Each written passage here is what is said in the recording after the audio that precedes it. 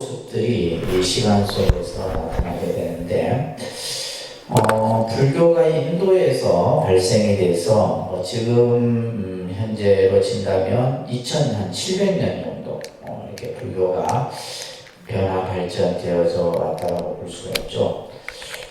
우리나라에 이제 불교가 들어온 지는 1700년 정도. 그래서 이러한 어떤 시간 속에서 나타난 불교의 모습들을 우리가 조금 이제 살펴보도록 하겠습니다. 크게 이제 이렇게 보시게 되면 이념적으로 이제 불교를 크게 구분할 때 대승불교 또는 소승불교, 대승이다, 소승이다 이런 이제 표현들을 우리가 하고, 우리가 이제 공부하는 내용은 이제 시대적 발달 과정인데, 시대적으로 이제 불교가 초기 불교, 부파 불교, 대승불교, 밀교. 그래서 크게 네 단락으로 또 대승불교 안에서도 이제 보면 초기, 중기, 후기 이렇게 이제 구분이 되게 되는데, 그래서 이 초기 불교부터 시작해서 부파 불교, 대승불교, 밀교. 각 시대에 이제 여러 가지 이제 나타난 모습들이 있겠죠. 그죠? 이걸 통해서 여러분들이 불교의 어떤 자치들을 전체적으로 이렇게 이제 볼 수가 있게 됩니다. 그리고 이제 우리가 공부해야 될 것은 이제 시대적 발전 과정이고요. 이제 또 지역적으로 이제 우리가 불교를 이렇게 구분을 할 때 남방불교, 북방불교 이렇게 구분을 합니다. 그래서 이 남방이라고 하는 어떤 지리적인 표현은 이제 인도에서 불교가 발생했기 때문에 인도에서 봤을 때 남쪽 지역에 불교가 전래된 형태. 그래서 보통 우리가 이제 동남아시아권의 불교 국가들이 이제 여기에 해당이 된다고 볼 수가 있어요. 그죠? 스리랑카라든지 미얀마, 태국, 베트남, 라오스 이런 나라들은 이제 남방 불교다라고 얘기를 해요. 그 다음에 이제 북방 불교 하면 이제 우리가 이제 동북아시아권의 이제 불교 국가를 얘기하는데, 중국이나 한국이나 일본. 이 중국 안에는 이제 티베트 불교도 이제 있을 수 있습니다. 근데 이제 이렇게 그 불교를 우리가 얘기할 때 지금 여기에 말씀드린 것처럼 남방이다, 북방이다. 결국 이것은 어떻게 보면 기후나 어떤 지리적 어떤 풍토, 그 다음에 이제 문화, 관습, 이런 것들이 이제 복합적으로 이렇게 함께 그 불교의 모습들이 나타난다고 볼 수가 있어요. 특히 아무래도 이제 남방불교는 기후적으로 이제 더운 지역에 해당이 되죠. 보통 이제 이 남방불교는 보면 우기, 건기 이런 식으로 구분이 돼요. 그래서 우기가 끝나고 나면 이제 계속 이제 건기 형태로 이제 기후가 좀 따뜻하죠, 그죠? 지금도 이제 우리는 겨울인데 이 남방불교권은 이제 굉장히 날씨가 좋은 덥고 그죠? 이제 습한 기후는 좀 없는데 좀 무더운 날씨가 이렇게 있는 나라가 남방불교권입니다. 근데 그러다 보니까 이제 아무래도 기후에 따라서 이제 의복도 달라지죠. 우리가 예를 들면 이 북방불교권에서 있는 의복하고 남방불교의 스님들이 입는 이 법의가 틀리죠. 그게는 이제 그냥 가사만을 걸치고, 그 다음에 이제 맨발로 이렇게 다니고, 그죠? 이런 것들을 볼 수 있고. 그래서 또 법당에 들어갈 때도, 부처님이 계신 법당에 들어갈 때도 맨발로 들어가는, 우리하고는 완전히 정반대입니다. 그래서 이제 실제 우리 이제 이 대승불교권, 이 북방불교권에 있는 신자들이 이 남방불교 사원을 갔을 때는 이제 어떻게 해요? 반드시 양말을 벗고 들어가야 되는 이런 부분들이 있고, 또 특히 남방불교는 음식에 대해서 크게 제한이 없어요. 특히 이제 육식에 대한 이런 부분들이 북방불교에 비해서 이제 좀 제한이 덜합니다. 왜냐하면 이 남방불교는 어떤 탁발에 의해서 모든 이 음식이 수용되기 때문에 그 음식에 어떤 제한을 두지 않습니다. 특히 이제 뭐 예를 들면 이 북방불교권은 삼시세끼를 먹는다 하면 남방불교는 그죠? 사시, 하루에 한 일식만 이렇게 먹는 이런 형태들이 나타날 수 있고, 굉장히 좀 다양합니다. 다양하고, 반면에 이제 북방불교라 하더라도 중국, 우리나라, 일본이 또 각기 또 달라요. 예를 들면 지금 중국 같은 경우는 경제는 민주주의적 경제 체제를 갖추고 있지만은 어떻게 보면 이제 종교나 사상은 공산주의의 사상 토대를 갖고 있습니다. 그렇기 때문에 이제 중국은 자국을 굉장히 보호하는 성향이 강합니다. 자국의 어떤 문화라든지 종교라든지. 그래서 이제 중국에서 만들어진 불교는 굉장히 숭상을 해요. 중국 그 공산당에서 엄청 키웁니다. 그래서 보면 뭐 사찰을 불사하거나 스님들을 교육시키는 건 상상을 초월할 정도로 중국 그 공산당에서 하죠. 반면에 이제 한국 불교가 중국에 들어오는 것은 반대예요. 뭐 일본 불교가 중국에 들어오는 것도 반대하고, 뭐 기독교는 말할 것도 없죠, 그죠? 그래서 그만큼 이제 중국 같은 경우는 그래서 이제 웬만한 중국의 사찰의 이제 주지 스님들은 보면 전부 공산당원들이에요. 이제 아주 독특합니다, 중국은. 불교를 키우되 자국의 불교만 키우는 이런 모습들이 있고. 그 다음에 이제 예를 들면 우리와 가까운 일본 같은 경우는 또 우리하고 좀 상당히 달라요. 일본은 이제 결혼을 하는 이런 제도가 있어서 스님들이 한 70% 이상이 이제 결혼을 하죠. 그래서 이제 사찰도 이제 대물림을 합니다. 자식들한테 대물림을 하게 되고, 그러다 보니까 이제 예를 들면 뭐 음식이라든지 이런 어떤 제한을 크게 두지 않고, 특히 이제 일본 같은 경우는 이제 사찰, 일본의 스님들은 직업적 개념이 좀 강해요. 직업적. 우리 한국의 이제 스님들 같은 경우는 수행을 중심으로 이렇게 이제 생활을 하는 데 반해서 일본의 이제 스님들 같은 경우는 교사, 공무원, 또 이런 직업들을 같이 가지고 있어요. 그러니까 우리가 쉽게 말하면 투잡을 뛰는 경우들이 대다수입니다. 그래서 가장 많은 게 이제 그 학교, 교육 쪽에 근무를 하고, 그 다음에 이제 많은 게 이제 공무원 쪽, 이런 쪽에. 그러니까 스님이면서 교사고, 스님이면서 공무원이고 그래요. 굉장히 독특합니다. 그죠? 그래서 이제 그런 것들을 우리가 이제 볼 수가 있고, 이런 이제 같은 불교권이라도 그 어떤, 나라의 문화나 관습에 따라서 다양하다는. 이 얘기를 제가 왜 말씀을 드리냐면, 우리 불자들은 보면 이제 마치 우물 안의 개구리처럼 한 면만을 보고 이것이 불교다, 이렇게 이것이 불교의 모습이다 생각은 아니라는 거예요. 세계 각국의 불교의 모습이 각기 다 달라요. 그러니까 예를 들면 어떤 것이 옳고 어떤 것이 그렇다라고 우리가 단정지어서 생각하면 안 된다라는 말씀을 드리고자 하는 겁니다. 아시겠죠? 세계 각국이 다 달라요. 예를 들면 남방불교를 할지라도 또 이 안에서 또 달라. 그래서 이제 각기 결국 이것을 볼 때 우리가 불교라는 종교도 그 나라에 전래되어져서 변화하고 발전하는 과정 속에 그게 맞는 그 나라의 기후나 관습이나 문화에 맞게끔 변화하고 발전했다는 것을 여러분들이 잘 이해를 좀 하시기 바랍니다. 특히 이제 남방불교에서 이렇게 불상의 모습이나 또 이제 북방불교에서의 또 불상도 또 모양이 달라요. 그죠?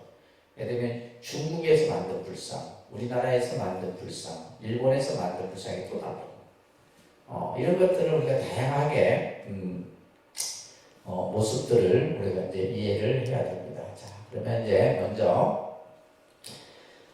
용어들이 다양하게 사용이 돼요. 원시불교, 초기불교, 근본불교, 원시근본불교 이런 용어들이 다양하게 사용이 되는데 결국 이러한 용어들은 이제 학자들에 의해서 이제 그 개념들이 만들어지게 되죠. 근데 이제 원시라는 말은 뭐 최초 이런 의미도 갖고 있지만은 좀 미개하다라는 그런 뉘앙스가 이 용어 속에 담겨 있어서 초창기 때는 이 원시불교 이런 말을 많이 썼었어요. 그러나 지금은 이제 초기불교 혹은 근본불교 이런 용어들을 많이 쓰고 좀 더 이제 학자들이 보편적으로 쓰는 단어가 이제 초기불교라는 말을 많이 씁니다. 초기. 그래서 초기하면 최초 형태의 불교적 모습을 이제 우리가 이제 초기불교다 한다라고 생각하면 되는데. 이 시대에 이제 구분을 하게 되죠. 시대 구분을 하는데 우리가 예를 들면 우리나라도 어디에서 어디까지 예를 들면 삼국시대 또 어디에서 어디까지 통일신라 시대 뭐 고려시대, 시대 구분을 할 때 기본적으로 이제 역사학자들이 삼는 기준이 뭐냐면 왕조의 기준이에요. 왕조가 형성이 되고 왕조가 몰락하고 새로운 왕조가 일어나고 이걸 기준으로 삼듯이 다른 나라도 마찬가지예요. 그래서 학자들이 이제 기본적으로 어떤 시대 구분을 기준할 때 왕의 이런 어떤 즉위라든지 왕이 제세할 때의 어떤 시기를 기준으로 삼게 돼요. 그래서 이제 인도에서 이제 인도사에서 인도를 최초로 통일한 왕이 아쇼카 왕인데 이 아쇼카 왕이 제세했을 시까지를 이제 기본적으로 삼는데 그때가 언제냐? 부처님 제세시로부터 약 불멸 후 100년에서 200년 정도. 그러니까 100년에서 200년 정도라고 하는 굉장히 어떻게 보면 그죠? 100년 정도의 차이를 두고 있는데 이 정도까지의 시대. 그러니까 이 시대는 뭐냐면 부처님의 원음이 살아있고 부처님의 흔적이 있고 부처님의 어떤 그런 어떤 뭐랄까 이게 어떤 불교적 어떤 부처님의 가르침에 가까운 이런 형태가 남아 있었던 시대의 불교를 이제 이 초기 불교 시대라고 이렇게 이제 얘기를 하는 거죠. 그래서 또 한편으로는 부처님이 열반하신 후 약 100년이 지나게 되게 되면 교단이 분열이 생겨요. 분열. 그래서 이걸 조금 여러분들이 이해를 하셔야 되는데 우리가 이제 교단이 형성이 돼서 이 교단은 말 그대로 이제 스님들이 수행하는 집단을 교단이라고 해요. 그죠? 이 교단이 분열이 생기게 됩니다. 결국 이제 우리가 사람이 모여있는 어떠한 집단, 그죠? 그러니까 예를 들면 조직, 집단이나 우리가 이제 불교적인 개념으로 치면 교단이나 이런 것들이 모여지면 사람들의 생각이 각기 다 틀려요. 그래서 이제 당시에 이 교단 분열이 보면 상자부라고 하는 파가 만들어지고 대중부라고 하는 이제 이런 두 계파가 형성이 되게 돼요. 그래서 이제 이 상자부를 우리가 흔히 이제 보수라고 이렇게 얘기를 하고 대중부를 진보다라고 얘기를 합니다.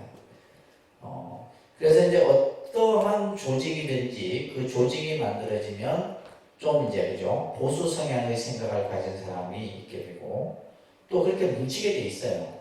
그 다음에 이제 또 진보적 생각을 가진 사람들이 뭉치게 되고 이 둘에 의해서 이제 점점 분열의 모습들이 나타나는데 부처님의 교단도 마찬가지였다는 거예요. 그래서 이러한 교단 분열이 약 100년이 지난 후 이제 서서히 나타나게 되는데 이것을 이제 우리가 이제 처음 나타난 형태의 분열을 근본 분열이라 얘기를 합니다. 근본 분열.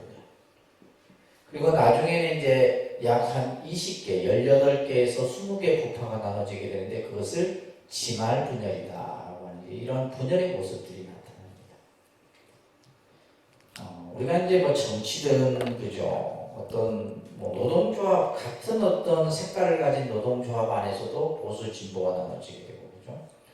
그러니까 예를 들면 한 가정도 마찬가지예요. 그러니까 한 가정에도 보면 아버지, 엄마 다 생각이 크게 다 다르잖아요.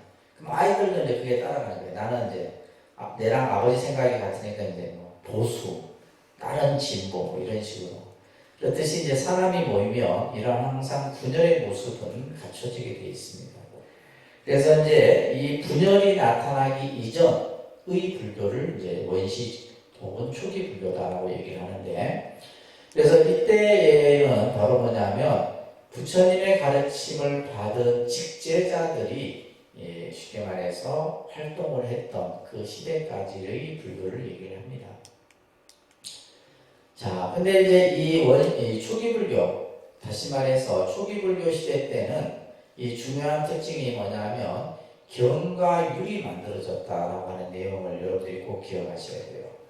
초기 불교 시대 때 나타난 특징 가운데 무엇이냐? 바로 부처님의 경장과 율장이 만들어졌다. 자, 우리가 이제 보면 부처님의 말씀을 모아놓은 것을 경이라 얘기를 하죠. 그죠? 부처님의 말씀을 모아놓은 것을 경이라 하는데, 자, 우리가 이제 그 나라마다 그 언어가 있습니다. 언어. 그래서 이제 인도에서 사용했던 언어, 고대 언어를 산스크리트어라 얘기를 해요. 산스크리트.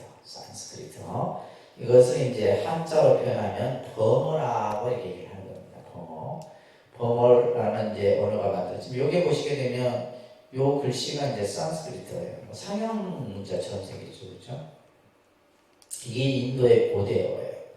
그리고 이제 스리랑카에 이제 불교가 전래가 되게 되는데 제일 먼저 인도에서 처음으로 전래된 나라가 스리랑카입니다. 불교가.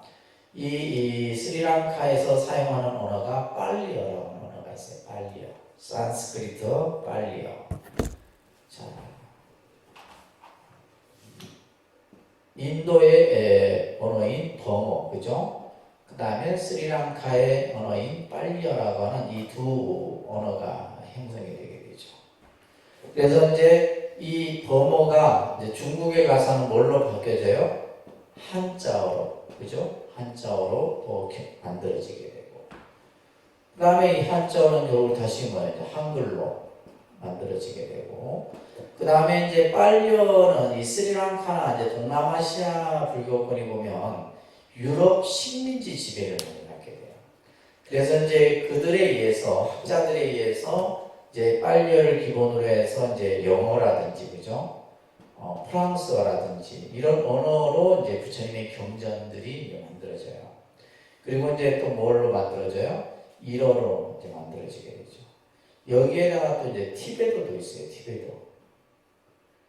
그러니까 이제 우리가 이제 불교를 공부하기 위해서는 기본적으로 우리가 버머나 빨리어, 그리고 뭐 영어, 한자, 요즘으로 치면 그 다음에 뭐요? 일어, 티베트어까지. 그래서 6개 언어를 할 줄 알아야 된다. 그래서 이제 이게 무슨 말이냐면 불교가 어려운 것이 아니라 언어가 어려운 거예요. 언어에 대한 이해가 없으면 불교를 이해할 수가 없는 거죠, 그죠? 그래서 기본적으로 이제 이런 언어부터 이제 우리 스님들이 이제 불교학을 공부할 때는 언어를 먼저, 스님들 같은 경우는 뭐 한자어를 모르면 불교 공부 어렵잖아요. 또 이런 것들을 기본으로 해서 뭐요? 영어나 또 일어도 이제 봐야 됩니다. 그러니까 언어 공부하다가 다 끝나는 것 같아요. 네, 언어 공부. 그래서 이제 이런 다양한 언어들이 이제 부처님의 경전으로 편찬이 되게 돼요. 그래서 이제 빨리어 같은 경우는 아쇼카 왕 시대 때 이것이 이제 불교가 스리랑카에 전해지면서 동남아시아에 전파가 되게 됩니다. 초기 불교 시대 때 처음 만들어진 경전이 아함경이에요. 이건 꼭 기억하세요. 초기 불교의 대표적인 경전 아함경입니다. 아함경. 이 아함경은 한역으로 한문본으로는 4가지 종류가 있고 빨리어로는 5니까야가 있어요. 그래서 초기 불교를 공부하는 이들이 항상 기본으로 봐야 되는 이 경전이에요. 이런 경전들을 기본으로 해서 보게 되는데, 이 경전은 부처님이 열반하신 후 아난존자가, 그 다음에 율은 우바리존자가 이렇게 이제 하게 되는데, 이 내용을 잠깐 좀 설명을 드릴게요. 어떻게 해서 이제 부처님의 경전이 만들어졌는가? 우리가 실제 성경도 그렇고 부처님 경전도 그렇고 한참 후에 만들어집니다. 한참 후에 만들어져요. 이제 우리가 문자로 만들어지고 이것이 책으로 만들어지는 시간은 더 뒤로 이제 우리가 지나서야 만들어지게 되는데, 부처님이 열반하신 후 얼마 되지 않았을 때에 한 나이가 많은 비구가 이런 얘기를 합니다. 이제 부처님이 열반하셨으니까 우리가 하고 싶은 것들 우리가 마음대로 하자. 이렇게 이제 선동을 하는 거예요. 그러면서 부처님이 계셨을 때는 부처님께서는 이것은 해라, 이것은 하지 말아라 이렇게 했었는데, 이제부터는 우리가 우리 마음대로 하자. 그러면서 뭔가 이제 사람들이 막 이렇게 이제 동요를 하고, 이때 이제 부처님의 상수 제자였던 가섭존자가 안 되겠다. 부처님께서 늘 우리들에게 해주셨던 말씀을 이것을 편찬을 해야 되겠다. 경을 편찬. 우리가 책을 만들듯이, 그죠? 그래서 그것을 이제 결집이라고 합니다. 경전을 이렇게 모으는 것을 결집이라 하는데, 이 결집이 중요해요. 우리가 이제 불교사를 이해하는 데 있어서 결집의 개념이 중요합니다. 그래서 이 결집이 보면 제1결집, 제2결집, 제3, 제4 결집이 형성이 되게 되는데 우리가 문자화되고 이제 인쇄술에 의해서 인쇄로 만들어진 것이 거의 제4 결집에 왔어요. 그러면 이때는 뭐냐면 구전으로만 이렇게 전래가 됐다는 거예요. 특히 이제 제일 처음에 만들어진 이 제1결집을 500결집이라고도 합니다. 500결집. 500결집인데, 자, 지금 우리가 앞에 아까 이제 좀 사진이 이제 요게가 어디냐면 저 인도에 가면 왕사성이라고 하는 그 마가다구 부처님 당시 때 이 치력굴이라고 하는 굴이 있어요. 이렇게 동굴이 있는데 이곳에서 이제 500명의 아라한들이 모여서 부처님의 이제 경전을 편찬하는 모임을 갖게 돼요. 모임을 갖게 되는데 이때 이제 부처님의 말씀을 가장 많이 들었던 아난존자가 뭐를 하냐면 부처님 곁에서 들었던 부처님의 말씀 이것을 전부 기억해냅니다. 전부 기억해내요. 그래서 여러분들 보시면 자 신행집에 보시면 금강경을 한번 펴볼까요? 이 경전이 어떻게 해서 편찬이 되냐면 모든 경전은 반드시 이와 같은 구성을 갖추고 있어요. 356쪽에 보시면 한글로 한번 볼게요. 356쪽에 보시면 제일 첫 구절에 보면 이와 같이 나는 들었습니다 라고 나오죠. 그죠? 이것을 한문으로 하면 여시야문 이렇게 나와요. 이와 같이 나는 들었습니다. 여기서 나는 누구예요? 누구? 아난존자. 이 아난존자가 이와 같이 나는 들었습니다. 어느 때? 그러니까 몇 년도 몇 월 며칠 구체적으로 나오는 것이 아니라 어느 때에 누가? 부처님께서 누구들과 거룩한 비구 1250년과 함께 어디에서? 사이국 기수국 오도본에 계셨습니다. 이렇게 이제 그 당시 이 부처님께서 가르침을 선하는 요 장면을 그대로 이렇게 외워내시는 거예요. 그러면 500명의 스님들이 그것을 다 들어요. 듣고 있다가 틀리면 틀렸다 그러고 틀린 게 없으면 침묵을 합니다. 그래서 그리고 나서 500명의 아라한들이 다 듣고 다 동의를 하게 되면 그것이 하나의 경전으로 만들어지게 돼요. 그렇게 해서 만들어진 최초의 우리가 초기 경전이 바로 아함경 같은 이런 경전들이에요. 그렇게 해서 그래서 이제 모든 경전을 보게 되면 반드시 첫 구절에 뭐다? 나는 이와 같이 나는 들었습니다 라고 하는 것으로부터 시작이 돼요. 아셨죠? 그래서 이 구절이 나오면 부처님께서 선하신 경전이다 라고 보시면 돼요. 그 다음에 우발이라고 하는 제자가 있었는데 우발이는 뭘 하냐면 유를, 그죠? 이 유리라고 하는 것은 계율을 말하는 거예요. 그러니까 우리가 수행자가 지켜야 될 도리, 그죠? 어떻게 수행해야 되고 어떻게 공부를 해야 되고 이런 어떤 규범서를 유리라 하는데 이것을 우발이라고 하는 제자가 암송을 하게 돼요. 그래서 이것을 이제 전부 딱 이제 경으로 이게 이제 만들어지면 모든 제자들이 합송을 합니다. 합송은 뭐예요? 우리가 반야신경 하듯이 소리를 내서 똑같이 읽어요. 그리고 나면 뭐예요? 하나의 경으로 만들어지게 돼요. 이것이 이제 제1결집에서 나타난 내용인 겁니다. 아시겠죠? 그래서 이제 이 제1결집이 바로 이제 초기 불교에서 나타난 모습이라고 한다면, 자, 그 다음에 이제 보시면 부파불교가 이제 나타나게 돼요. 그래서 이 부파불교는 이제 근본문열이 시작되고 나서 약 한 100년 후에 나타나게 되는데, 결국 이제 이 파가 나눠지게 되는 가장 근본은 뭐냐 하면, 그죠? 생각의 차이라든지, 어떤 삶의 양식의 차이라든지 여러 가지 요인들이 있어요. 그런데 이제 결국은 뭐냐면 이념과 사상에 따라서 분열이 나타나기 시작합니다. 그래서 이 분열은 가장 중심이 됐던 것이 뭐냐면 아니 이제 이 종교라고 하는 것이 종교 하나만의 모습만 가지고 우리가 보아서는 안 되는 것이 제일 핵심은 경제입니다. 지금도 모든 것은 경제잖아요. 그죠? 경제의 흐름에 따라서 모든 것이 다 바뀌어. 지금 우리가 살고 있는 이 시대는 더더욱 그렇잖아요. 그러면 2000년 전에는 안 그랬느냐? 마찬가지였다는 거예요. 그러니까 부처님 당시 때는 농업 중심이었어요. 그냥 밥 깔고 씨 뿌리고 그냥 우리가 농경사회 중심이었는데 이때가 되면 뭐냐면 상공업 중심으로 바뀌어요.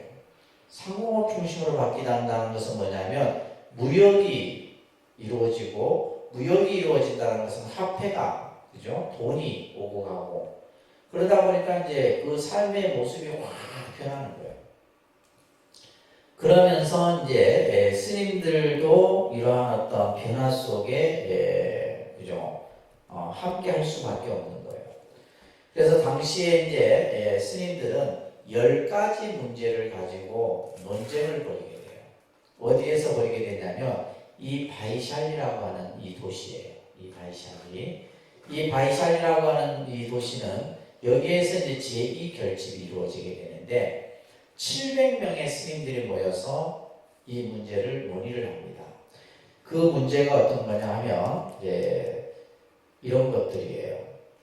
이것을 이제 10가지 일인데 예를 들면 금은점을 소유할 수 있느냐 없느냐. 다시 말해서 수행자들이 사유재산을 가지고 있어도 되느냐 안 되느냐 이런 문제들이에요. 아까도 말씀드렸죠. 경제가 이제 바뀌니까 스님들도 어디 멀리 갈 때는 뭐가 필요하다는 돈이 필요하다는 거예요. 잠도 자야 되지, 먹을 것도 사야 되지. 그런데 이제 부처님께서는 개인적으로 이런 것을 취할 수 없다라고 말씀을 하셨단 말이에요. 근데 이제 시대가 변하니까 이런 이제 문제들이 생기는 거예요. 또 예를 들면 우유를 마셔도 되느냐 안 되느냐. 이거는 이제 식생활과 관련된 거죠. 그죠? 우유를 마셔도 되느냐 안 되느냐. 소금을 소유할 수 있느냐 없느냐. 이 소금 같은 경우도 이제 하나의 어떤 재산의 가치가 있었던 거예요. 또 어떤 것들이 있냐면 발효되지 않는 술을 마셔도 되느냐 안 되느냐. 예를 들면 뭐 이제 발효가 되게 되면 말 그대로 이제 우리가 그잖아요. 아무리 뭐 이렇게 이제 와인도 그렇고 한두 잔 먹는 건 괜찮은데 그것을 다양한 발효했을 때는 취하잖아요. 그러니까 이런 어떤 이제 발효의 어떤 야자집과 관련된 문제. 그 다음에 또 하나가 뭐가 있냐면 정오를 지나서 공양을 해도 되느냐 안 해도 되느냐. 이 문제는 지금도 우리 이제 절집안의 하나의 법도처럼 다시 말해서 공양 때가 지나면 밥을 먹을 수 있다 없다? 없다는 거예요. 그러니까 이때도 이제 이 문제가 예를 들면 이 문제가 왜 제기됐냐면 어디 멀리 갔던 스님이 정오가 지나서 왔어. 근데 예를 들면 배가 고프니까 어떻게 해요? 밥을 먹은 거예요. 근데 그걸 가지고 이제 논쟁에 붙은 거예요. 그래서 이러한 문제들 또 예를 들면 이제 탁발도 일정한 구역이 정해졌는데 다른 마을에 가서 탁발을 해도 되느냐 안 되느냐 문제. 근데 결국에는 이제 이 바이샬이라고 하는 곳에서 이제 이 어떤 결정이 나냐면 이것은 해서는 안 된다라는 결정이 난 거예요. 그러면 해야 된다라고 주장했던 사람은 누구예요? 진보 성향이 있습니다. 해서는 안 된다라고 주장했던 사람은 상자부 보수 이제 집단들이죠. 결국은 이제 이 두 개가 나중에는 20개로 갈라지게 되는 상황을 만들게 돼요. 이것이 이제 부파불교에서 나타난 이제 어떤 그러한 배경이고, 이 부파불교 시대 때 이제 여러분들이 꼭 기억해야 될 것이 바로 뭐냐면 논장이 성립이 됩니다. 그러니까 논장. 그래서 이제 부파불교 시대 때는 논이 성립이 되게 되는데, 자, 아까 초기불교 시대 때는 뭐가 성립이 됐어요? 경과, 율이 성립이 됐죠, 그죠? 여기에다가 이제 경장, 율장 이렇게 붙여서 그 다음에 논장 이렇게요.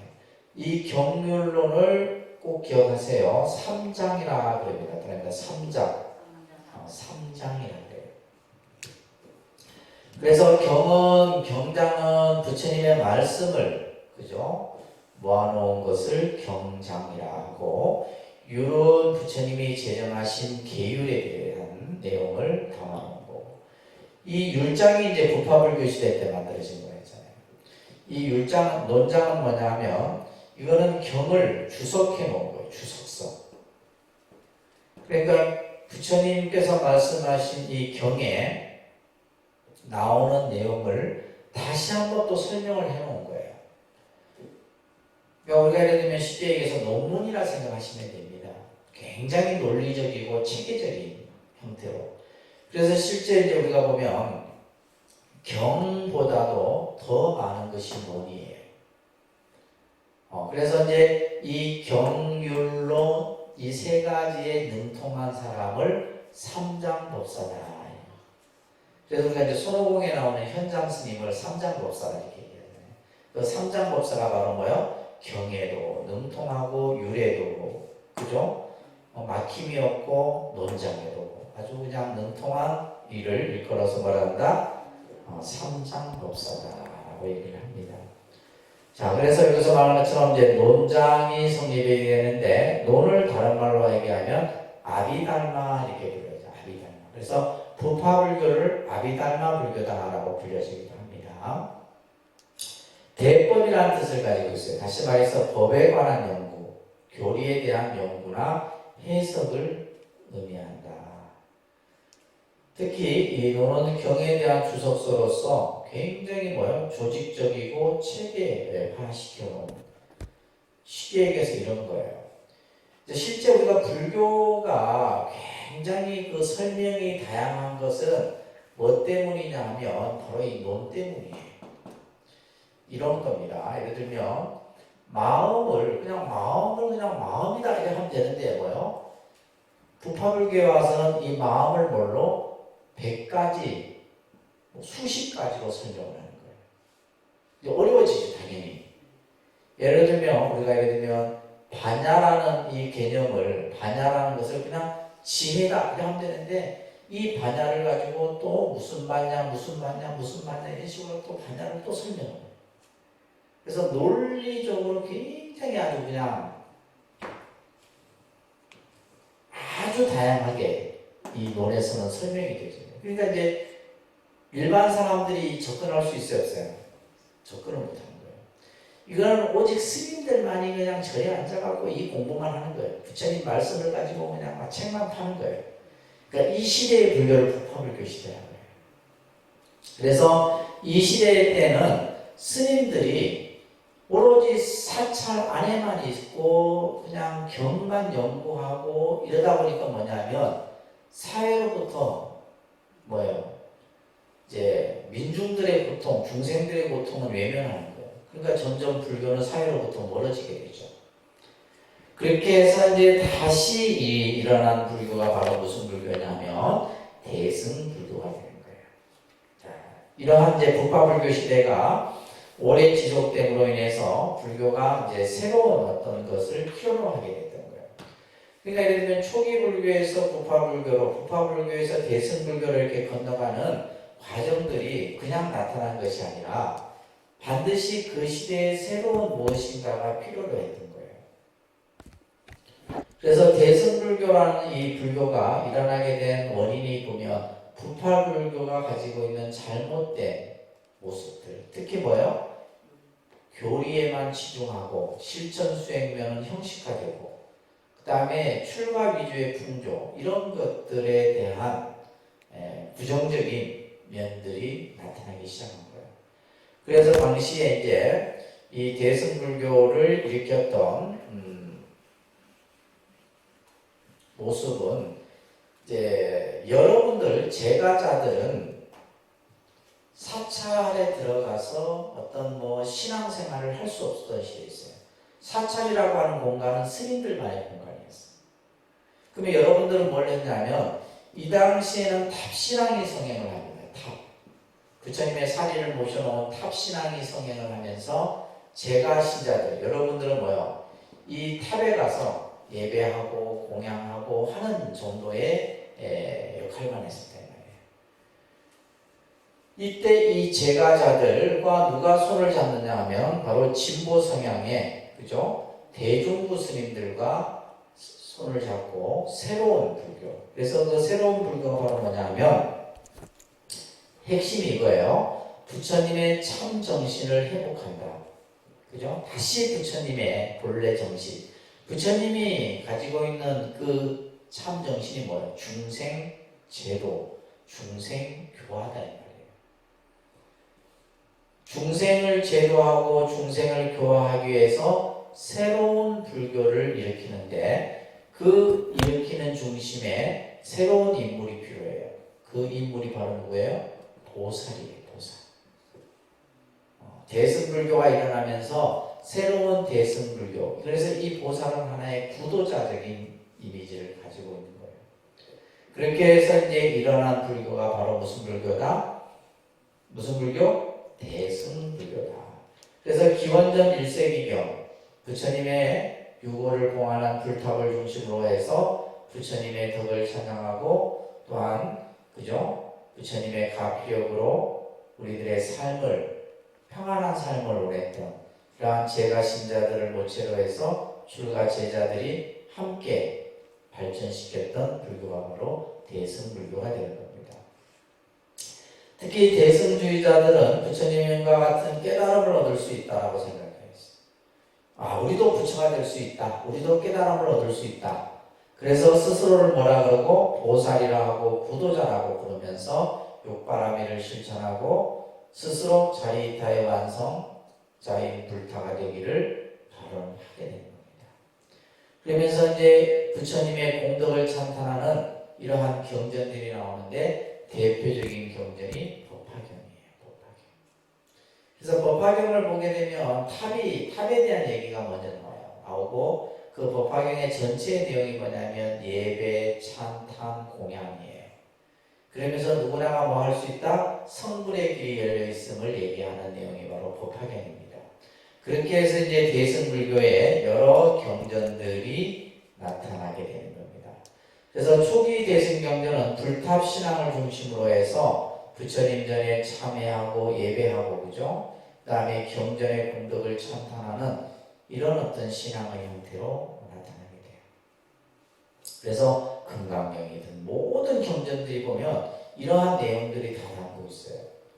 그래서 대표적인 초기 경전하면 반야경은 권수가 어마어마합니다. 600권 정도 돼요. 600권.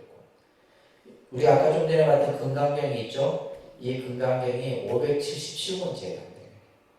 600권 중에 577권째에 해당되는 경전이 바로 이 금강경이고 그 방대한 반야경을 비롯해서 화엄경, 법화경, 유마경 이런 경전들이 이제 서려집니다.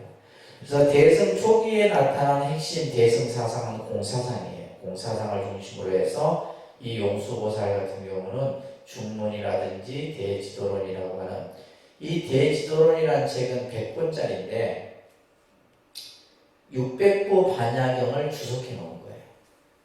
이 용수보살이 엄청난 저서입니다.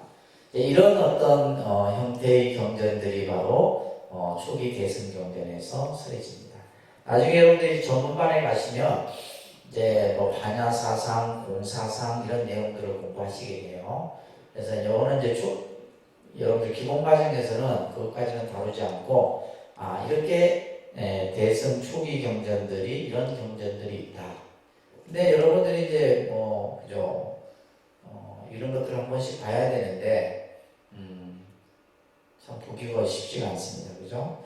그 다음에 대승 중기에 와서 나타난 경전이 이제 주로 유식사상, 열애장 사상이라는 사상을 중심으로 해서 경전들이 나타나죠. 승망경, 열방경, 해신밀경, 능가경, 대승기신론 이런 이제 경론들이 나타나게 되고 특히 유가사지론이라든지 유식삼십선이라든지 서대승론이라든지 이 논자가 붙으면 뭐예요? 뭔가 경을 주석해 놓은 책이다 이렇게 이해하시면 돼요. 이런 이제 대승중기에도 다양한 경전과 논장들이 만들어집니다. 그러니까 얼마나 불교가 경전이 방대해요. 엄청납니다. 그리고 이제 대승 후기에 와서는 밀교가 성립이 되게 되는데, 특히 이제 이 밀교라고 하는 종파는 아주 좀 뭔가 신비적인 요소가 많죠. 말 그대로 밀교라는 것은 비밀스러운 불교다 이런 뜻을 가지고 있는데, 이 밀교에 대해서도 이제 여러분들이 전문 과정에 가서 공부를 하시게 되는데, 특히 예를 들면 대승불교 사상, 또 그 다음에 인도의 원시 민간 신앙, 또 인도교와 힌두교요. 힌두교와 이렇게 결합을 통해서 이제 발전되게 되는 겁니다. 밀교가. 그래서 주로 이제 주술적인 진원이라든지 만다라라든지 다란이라든지 이런 것들이 중심이 되게 돼요. 그래서 대표적인 경전이 대일경이라는 경전이 있고 금강정경이라는 경전들이 있습니다. 이 지금 요 사진이 보면 이제 티베트에 있는 이제 포탈라궁이 이게 밀교의 아주 가장 근본 성지죠. 자, 이렇게 해서 이제 대승 불교가 경전을 중심으로 해서 이제 대승 초기, 중기, 후기 이런 형태로 이제 불교가 이제 발전되어졌다. 그래서 지금 우리가 현재의 불교는 대승 불교다라고 얘기를 합니다. 지금의 우리 시대의 불교를 대승 불교라고 해요. 그렇지만 이제 뭐 중국도 그렇고 일본도 그렇고 우리나라도 그렇고 이제 이쪽 동북아시아권의 불교를 대승불교권이라고 하고 남방불교를 이제 우리가 흔히 소승불교권이라고 하는데 사실 맞는 표현은 아니에요. 대승이다 소승이다라는 이 개념은 대승불교가 일어나면서 대승주의자들이 그죠? 이 대승 사상이 아닌 사상을 소승이다라고 얘기를 해서 대승이다 소승이라는 이념적인 차이가 만들어진 거예요. 자, 그러면서 이 불교라는 종교가 인도에서 발생이 됐음에도 불구하고 그죠? 인도에서 불교가 없어지게 됩니다. 그러니까 지금은 인도는 힌두교예요. 힌두교가 중심이고 불교는 그냥 유적만 남아있는 정도다라고 보시면 돼요. 그래서 이러한 불교가 왜 인도에서 멸망이 되었을까? 여러 가지 내부적인 요인, 외부적인 요인이 있을 수 있겠죠. 그래서 이것을 조금 정리해보면 내부적으로는 너무 지나친 학문 중심의 불교였다라는 거예요. 그래서 우리가 아까 이제 부파불교에서도 보았듯이 너무 학문 중심의 불교예요. 그냥 우리가 학문이라고 하는 것이 참 어떻게 보면 긍정적인 부분도 있지만은 이것이 너무 지나쳐 버리게 되면 현실 감각이 떨어지게 되죠.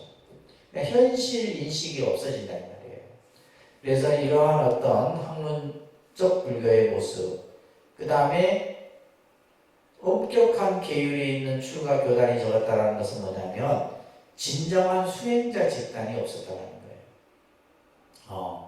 그래서 우리가 예를 들면 이제 불교가 가지고 있는 가장 이제 어떻게 보면 불교라는 종교가 쇠퇴하는 가장 지름길이에요.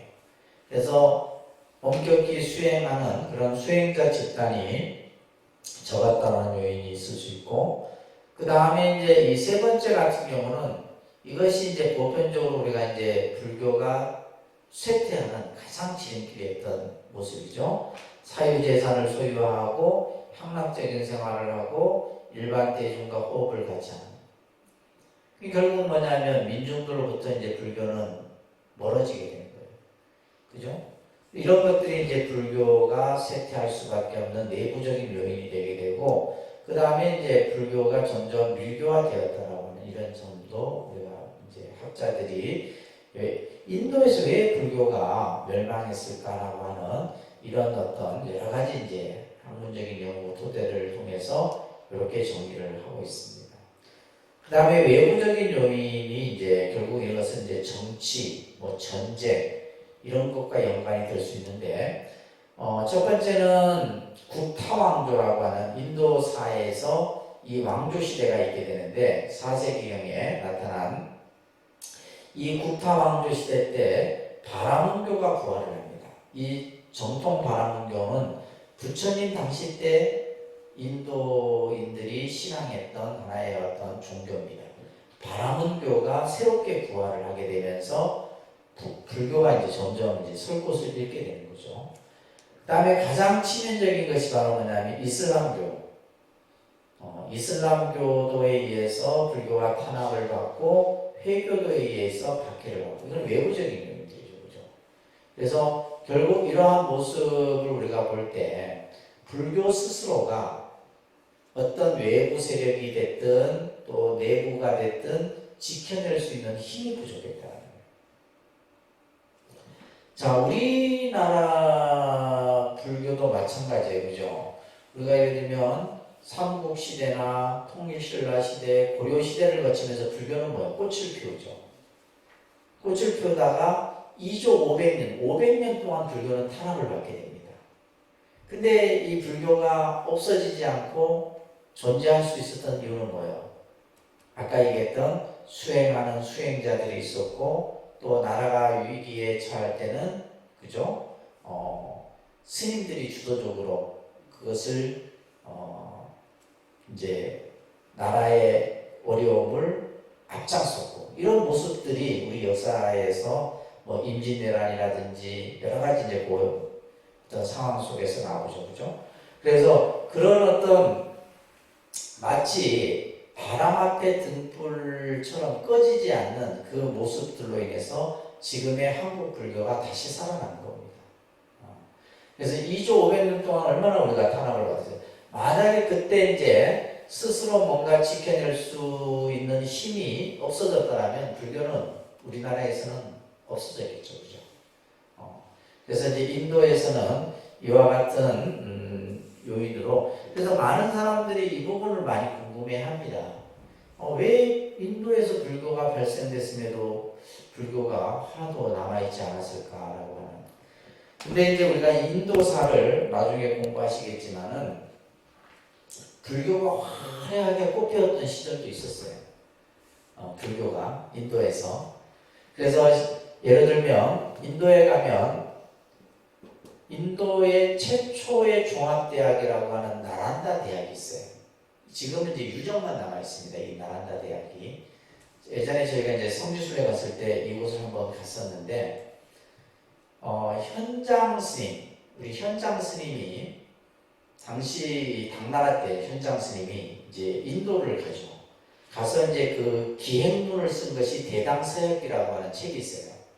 그러니까 당시 이제 그 기행문이죠. 그 인도 성지순례를 하면서 이제 썼던 그 기행문인데, 거기에서 보면 이 나란다 대학에 그 당시에 스님들이 2만 명이 공부를 하고 있었다. 엄청난 수입니다.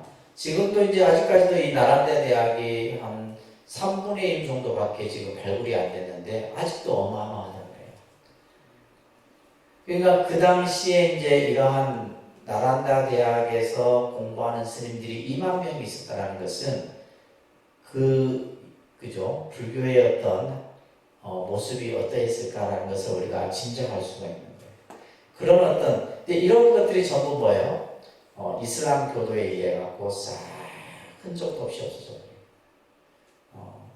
이런 이제 역사적인 모습들을 통해서. 그렇지만은 아까도 얘기했듯이 인도 불교가 어디로 전해져요? 스리랑카로 전해져서 동남아시아, 그죠? 불교권을 형성하게 되고, 또 인도에서 실크로드를 타고 올라가요. 중국으로 불교가 전해되어져서 동북아시아권에 불교가 이렇게 또 만들어지게 되고, 또 지금은 이제 유럽 쪽으로도 이제 불교가 이렇게 전해지고, 그러면서 지금은 이제 인도 자체에서는 불교가 유적밖에 남아있지 않지만, 그죠?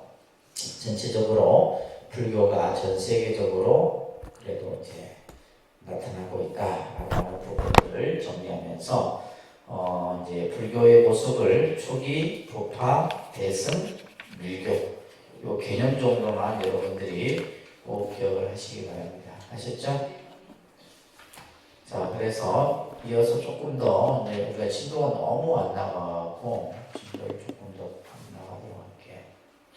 다음 7장입니다. 7강. 자, 오늘 이 7강의 내용은 기본적인 개념적인 내용만 조금 설명을 드리도록 할게요.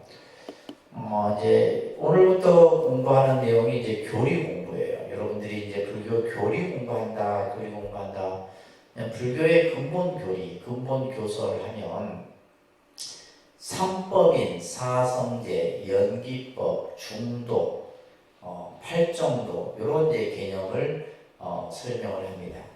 그래서 이러한 이제 근본 교설이 부처님께서 우리들에게 정말 해주고 싶었던 진리의 말씀이 뭐냐라는 핵심을 잠깐 먼저 여러분들이 이해를 좀 하셔야 됩니다. 제가 이제 여러분들이 처음 불교 공부하시면서 이 불교라는 종교는 무엇을 기준으로 해서 이 불교의 가르침이 출발을 하냐면 이 문제로부터 출발을 합니다. 이 고라고 하는 문제예요. 이 한자는 괴로울 고자죠, 그죠? 괴로움이라고 하는. 그러니까 이제 부처님께서는 우리가 사는 이 세계를 괴로움의 세계로 본 거고, 우리의 삶 자체를 괴로움이라고 이렇게 보신 거예요. 어떤 사람은 무슨 예를 들면 이 괴로움만이 있느냐, 예를 들면 행복도 있고, 그죠? 기쁨도 있고 있는데, 근데 이제 우리가 생각하는 그런 어떤 행복이나 기쁨이나 이런 것은 일시적인 거다. 그러니까 부처님께서 우리에게 말하고자 하는 것은 이 괴로움이라고 하는 이 본질을 우리가 바로 알아야 된다는 거예요. 그러면 이 괴로움이라고 하는 것에는 이 괴로움이 발생되는 데는 뭐가 있어요? 원인이 있겠죠, 그죠? 이 괴로움이 생기는. 그래서 우리가 예를 들면 우리들이 살아가는 이 근본적인 괴로움이 뭐예요? 생로병사입니다. 이 생로병사라고 하는 것은 이것은 뭐 누구는 겪고 누구는 안 겪는 문제가 아니라 모든 생명이 똑같이 겪는 괴로움의 모습이에요. 그죠? 우리가 태어나고 늙고 병들고 죽는 것. 이거는 누구나 겪는 거예요. 또 이제 이것 말고도 괴로움이 많아요. 그래서 우리가 이제 불교에서 괴로움을 얘기할 때 84,000 괴로움이 있다라고 얘기합니다. 그러면 84,000이라고 하는 것은 숫자지만 그것은 무엇을 상징하냐? 헤아릴 수 없는 괴로움이 우리 삶 속에 함께 같이 있는 거예요. 근데 이제 예를 들면 아까 어떤 분은 그래. 그러면 우리가 예를 들면 행복을 얘기하면 좋았을 텐데 왜 불교는 이 문제를 가지고 출발을 했느냐라고 이렇게 말할 수가 있는데 이것은 문제될 게 없는 거죠. 그죠? 행복이라고 하는 것은 아무 문제될 게 없어요. 우리가. 근데 문제는 우리가 이제 이것이 우리가 사는 중생의 현실이다라는 거예요. 그래서 이것에 대한 원인이 무엇이냐? 이 원인을 알면 뭐요? 해결책도 있을 수 있잖아요. 그죠? 이 괴로움으로부터 벗어나는 길도 분명히 있을 것이다. 부처님께서는 이렇게 보신 거예요. 그래서 부처님께서는 그러면 이 괴로움의 근본, 그 원인을 뭐로 보신 거예요? 답을 먼저 말씀드리면 집착이다. 이렇게 보신 거예요. 괴로움의 원인은 뭐다? 집착이에요. 실제 우리가 예를 들면 우리들이 추구하고자 하는 것은 어떤 거예요? 돈, 명예, 그죠? 권력 이런 것들이잖아요. 이성에 대한 욕망 이런 것들이잖아요. 그죠? 이 안에는 뭐냐면 뭐 자식도 있고 뭐 여러 가지가 있을 수 있겠죠. 그죠? 다양한 것들. 근데 이런 것들은 결국 뭐냐면 그러니까 인간은 어떻게 보면 이것이 있음으로써 어떻게 보면 행복하다라고 생각할 수 있는데 과연 그러냐? 이것 또한 사실은 어떻게 보면 괴로움의 또한 어떤 원인이 될 수 있는 요소가 되는 거죠. 왜냐하면 이것에 대한 뭐를 갖고 있기 때문에 우리는 뭘 가지고 있어요? 집착을 가지고 있잖아요. 돈에 대한 집착, 명예에 대한 집착, 이성에 대한 집착 뿐만이 아니라 내 스스로, 내 자신에 대한 그죠? 나에 대한 어떤 집착. 이것을 이제 불교에서는 아집이다, 아만이다, 아상이다 이런 표현들을 합니다. 그 모든 것이 바로 뭐냐? 집착이다. 아까 얘기했듯이 그러면 이것을 해결하는 길이 바로 뭐예요? 수행이다. 수행. 이 집착으로부터 벗어나는 길이 괴로움을 없애는 거라면 그것은 예를 들면 내가 집착 안 해야지 해서 집착이 안 생겨요. 그죠? 내가 집착하지 말아야지 집착이 끊어지는 게 아니다 이 말이에요. 결국 뭘 통해서만이? 수행을 통해서만이. 이 수행이 이제 나중에 우리가 나오겠지만 팔정도 수행이에요. 또 대승불교에 가서는 육반함일 수행이 나오고, 또 나중에 선에 가서는 선수행이 나오고 명상이 나오고 여러 가지 이제 수행법들이 나오는 겁니다. 그래서 이 수행을 통해서만이 우리는 뭐로부터? 이 집착으로부터 자유로울 수가 있다는 거예요. 그랬을 때 뭐가 해결이 되는 거예요? 우리는 고로부터 벗어날 수 있다라는 얘기를, 이게 이제 불교의 핵심이에요. 아셨죠? 이게 불교라는 종교가 우리들이 살아가는 우리 중생들에게 부처님께서 어떻게 보면 49년의 가르침이 이 속에 다 담겨 있습니다. 그래서 문제는 뭐의 문제다? 괴로움에 대한 문제. 그래서 가장 중요한 것은 우리에게 괴로움이 생겼을 때, 괴로움이라고 하는 것이 정신적으로든 육체적으로든, 그죠? 이것이 나에게 나타났을 때 우리는 먼저 뭘 살펴야 돼요? 그죠? 원인이 무엇인지를 볼 수 있어야 돼요. 그러니까 예를 들면 지혜가 없으면 이걸 보지 못합니다. 근데 우리가 예를 들면 괴로움이라는 것이, 예를 들면 내가 돈 때문에 괴롭고 명예 때문에 괴롭고, 이건 원인이 아니에요. 이거는 하나의, 이 괴로움을 만드는 하나의 요소인 거지, 결국 이것은 뭘로 인해서? 집착으로 인해서 괴로움이 생긴다는 사실을 보느냐 못 보느냐의 차이인 거예요. 보는 사람은 뭐한 사람이고 지혜로운 자고, 그것을 보지 못하는 사람은 어리석은 자죠. 결국 이걸로 인해 갖고 우리는 뭐냐면 스스로 여러 가지 이제 정신적인 스트레스를 받게 되는 거예요. 스트레스. 결국 이 집착으로 인해서. 이런 거에 쉽게 얘기해서 내가 예를 들면 아주 귀하게 여기는 물건이 있는데, 귀하지 않더라도 내가 좀 아끼는 거 어느 날 갑자기 없어졌어요. 잊어버려서 어디 놔둔 줄 모르겠어. 그러면 몇 날 며칠을 그 생각이 떠나질 않아요. 어디에 뒀을까 어디에 뒀을까 찾아. 저도 뭐 그런 적이 한두 번이 아니에요. 며칠 전에 내가 어떻게 쓰고 다니는 모자인데, 모자 그냥 그 없어지면 또 새로 사면 될 건데, 아니야 그래도 찾아야 돼 하면서 건물을 10번도 왔다 갔다 했어요. 10번을 가서 이거 나중에는 이제 하도 안 나타나서 새로 사자 이제. 근데 우리가 예를 들면 딱 그냥 뭘 해버려, 그 마음의 집착을 딱 놓아버리면 끝나는 거예요.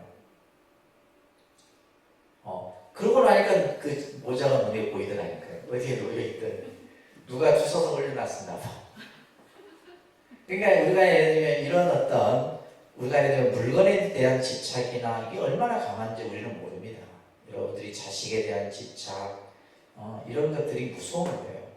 그래서 이러한 것으로부터 우리는 자유로울 수 있는 그 방법을 부처님의 교설 속에서 설명을 하고 있어요. 자, 그러기 위해서는 먼저 부처님께서는 항상 이런 말씀을 하셨어요. 현실을 바로 봐라. 그죠? 현실을 바로 봐라. 지금 우리가 살고 있는 지금의 현실, 우리가 살고 있는 지금 현실이 어떤 모습으로 나타나고 어떻게 변화하고 있고, 그죠? 이것을 바로 보라는 거예요. 그래서 제일 처음에 부처님께서 이 현실의 모습을 이제 말씀해 놓은 것이 바로 세 가지의 이 모습입니다. 이게 첫 번째 뭐냐면, 이 세상은 뭐한 것이다? 무상한 것이다. 무상하다라는 거예요. 이 세상은 무상한 거예요.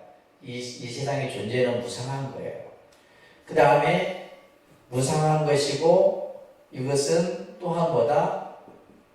아까 얘기했던 고고, 그 다음에 무아라고 하는 이 세 가지를 알면 불교를 다 알아요. 이 세 가지 개념을 여러분들이 잘 이해를 하면 불교를 다 이해하는 거예요. 그래서 이 세 가지를 이제 부처님께서는 삼법인이다라고 얘기를 했어요. 삼법인. 자, 그래서 이 교재 보시게 되면 법이라는 것은 진리, 이치를 말하는 거고, 인이라고 하는 것은 도장을 찍는 인증을 나타내는 거예요. 그래서 법인이라는 말은 결정코 확실히 그러하다 이 말이에요. 확실히 그러한 것이다. 이거는 변경할 수 없는 가르침이다. 그래서 이 세상의 이치, 이 세상의 모습을 일체법이다 라고 했어요. 일체법, 일체법이다. 그 다음에 그 일체법의 실상, 실상이라는 말은 참모습이에요. 이 세상의 진정, 아주 이 세상에 가지고 있는 본래 모습, 그것을 삼법입니다 라고 얘기를 합니다. 딱 이거예요. 부처님은 일체는 모두가 무상하고 괴롭고 무하다. 이게 이제 불교의 가장 핵심 요소예요. 일체는 모두가 무상하고 괴로움이고 무아이다. 이 세 가지의 명제를 부처님께서 말씀하셨어요. 저는 이제 사실은 제가 그 불교를 처음 접했을 때 제가 진짜 좋아했던 단어가 이 세 가지 단어예요. 항상 제가 이걸 즐겨 썼던 단어 중에, 그래서 무상, 고, 무아라고 하는 이 세 가지가, 그래서 제가 이제 대학에 처음 들어갔을 때 제가 이제 전공을 초기 불교를 먼저 전공을 했었어요. 이유 중에 하나가 그래서 저는 이런 단어들이 굉장히 좋더라고요. 그래서 뭐 스님이 된지 모르겠지만은 무상, 고, 무아라고 하는 이 세 가지 명제를 이제 우리가 공부를 해야 되는데, 자, 그 밑에 보면 자바암경, 아함경이에요. 자바암경이라는 경에 보면 부처님께서 이렇게 말합니다. 색은 무상한 것이고 무상한 것은 괴로움이고 괴로운 것은 무아이다. 수상행식 또한 그와 같더라. 이렇게 이제 말씀을 하셨는데, 자, 여러분들 이제 요걸 조금 이해를 하셔야 돼요. 자, 뭘 이해를 해야 되냐면, 이 세상이 어떠한 모습으로 이루어져 있느냐, 이 세상의 존재, 존재의 모습, 그죠? 이 세상을 구성하고 있는 5가지가 있는데, 그것을 이제 오온이라고 해요. 우리 반야신경이 아까 오온, 개공 이렇게 있죠, 그죠? 이 오온이라고 하는 5가지의 요소가 모여진 건데, 이것을 색수상행식이라고 해요. 이거 외우셔야 돼요. 따릅니다. 색수상행식. 색수상행식이라고 하는 이걸 하나 이제 이해를 해야 돼요. 색이 무엇이고, 수가 뭐고, 상이 뭐고, 행이 뭐고, 식이 뭐고, 이걸 이해를 해야지만 이 개념들이 이해가 돼요. 제일 처음에 부처님께서는 색만 가지고 얘기했고, 수상행식 또한 그와 같다. 이렇게 얘기했죠. 그죠? 색은, 이것은 물질이에요, 물질. 앞으로 여러분들이 계속 반복해서 듣는 얘기가 이 얘기일 거예요. 색은 뭐다? 물질이다. 그럼 이 세상에 우리가 이제 물질을 구성하고 있는 요소가 있는데, 그것을 사대라고 합니다. 사대. 4가지의 물질의 요소로 이루어져 있는데, 그것이 뭐냐면 지수화풍이에요. 지수화풍, 딱딱한 것. 수, 물, 화, 이거는 뭐예요? 불, 풍, 바람. 그러니까 이 세상이, 그러니까 우리 이 육체도 또한 뭘로 이루어져 있어요? 지수화풍으로 이루어져 있어요. 그래서 우리가 이제 숨이 끊기면 이 육신은 지수화풍으로 다 돌아가는 거예요. 그래서 우리 몸뚱아리도 보면 치아나 손톱이나 이런 것은 뭐예요? 딱딱한 지의 요소로 이루어져 있고, 우리 몸의 70%가 물이죠. 수. 화는 뭐냐면 이거는 이제 그거예요. 우리 맥박, 우리 맨날 요즘에 몸 온도 재죠, 그죠? 체온. 그러니까 예를 들면 이제 이게 적정한 체온을 유지해. 몸에 이상 반응이 있으면 이제 열이 올라가잖아요. 몸에 열이, 고열이 나고. 이게 화예요. 그 다음에, 그래서 우리가 예를 들면 이제 막 열받으면 혈압이 올라가는 게 화. 그 다음에 이거 풍은 바람이에요. 호흡, 우리가 숨을 들여 마시고 내쉬고. 그래서 우리가 인간의 육체도 네 가지 요소로 이루어져 있고 이 우주 또한 네 가지 요소로 이루어져 있다. 이것을 뭐라 한다? 세계라 한다. 그리고 나머지 수상행식은 이건 정신이에요. 그래서 모든 것은 물질적인 요소와 정신적인 요소로 이렇게 이루어져 있는 거예요. 그죠? 우리 인간의 이 육체 또한 그죠? 물질적인 것과 정신적인 요소로 이루어져 있는 거예요. 그죠? 자, 이 수라고 하는 것은 느낌입니다. 느낌. 그죠? 느낌이에요. 좋다, 싫다, 그저 그렇다 라고 하는 이것을 감수작용이라고 해요. 감수작용. 사람의 뭐 눈으로 보든 귀로 듣든 느낌을 그죠? 어떤 내가 어떤 이 피부로 그죠? 접촉을 통해서 느껴지는 그 느낌을 수라고 해요. 수. 이 받을 숫자입니다. 받을 수인데 수, 감수, 느낌이에요. 이게 참 중요한 거예요. 상. 이 상인데 이 상은 생각상자죠. 생각상자. 이것은 표상이라고 해요. 표상이라는 데 이 말은 좀 어려운데 뭐냐면 이미지예요. 떠오르는 이미지. 우리가 예를 들면 분명히 꽃인데 저 꽃을 뭐요? 어떤 예술을 하는 사람들은 저 꽃을 뭐요? 다른 어떤 이미지로 떠올리죠. 그러니까 쉽게 해서 이거예요. 물인데 내가 물을 손에 대지 않고서도 겨울에는 물을 보면 어떻게 해요? 찼다라는 느낌이 들어요. 그죠? 또 근데 예를 들면 여름에는 똑같은 물인데도 뭐예요? 시원한 느낌이 들잖아요. 이게 뭐냐면 상이에요. 상. 내 의식 속에서 떠오르는 이미지를 상이라고 해요. 이건데 행은 뭐냐면 움직임이에요. 생각의 움직임. 우리가 생각이라는 것은 딱 정지되어 있는 것이 아니라 끊임없이 이것을 생주임해야 한다 그래요. 일어났다가 옮겼다가 없어지고 또 다른 생각이 일어나고. 그 다음에 식은 이거는 인식이에요. 인식하는 거. 그래서 이 수상행식을 전체를 뭐라 한다? 정신적인 요소다라고 얘기를 하는 거예요. 이런 것들이 어디에서 다 설명되고 있어요? 아까 얘기했던 부파불교 시대 때 이제 이 논장 이런 데서 논소에서 이런 설명들이 다 이루어집니다. 제가 설명하는 것보다 더 복잡하게 설명합니다. 그래서 오온이라고 하는 것이 물질을 구성하는 그죠? 물질과 정신을 구성하는 5가지 이 요소인데 자 이것을 가지고 부처님께서는 자 색은 무상한 것이에요.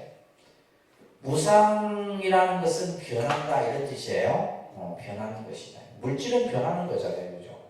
물질이라고 하는 것은 고정되어 있는 것이 아니라 끊임없이 변화작용을 하죠. 그렇기 때문에 무상한 것은 때로는 뭐다? 괴로움이에요.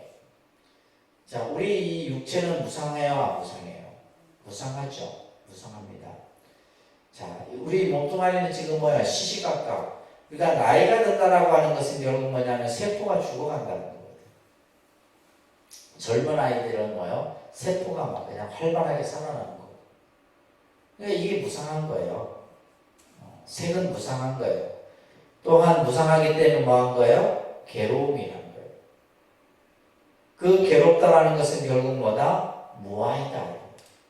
나라고 할 만한 진정한 그러한 실체가 없다 이런 얘기예요. 나라고 할 만한 것이 없다. 또한 뭐와 그와 같다? 수상행식 또한 그와 같은 것이다. 이렇게 암경에서 설하는데 이 내용을 여러분들이 한번 좀 쭉 한번 읽어보세요. 읽어보시고 다음 주에 이걸 한번 같이 보도록 하겠습니다. 아시겠죠?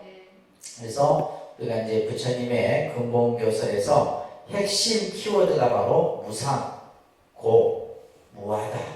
이 3가지를 알면 여러분들이 이제 불교를 잘 이해할 수 있는 토대가